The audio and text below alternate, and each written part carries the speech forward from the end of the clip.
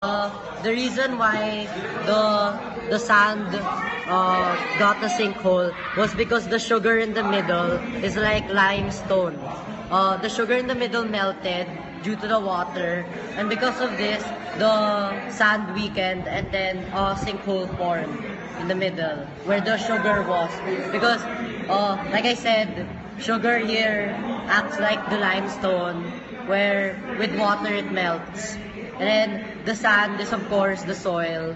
And then because there's a weak part in the middle, when the middle part melted, the sinkhole formed.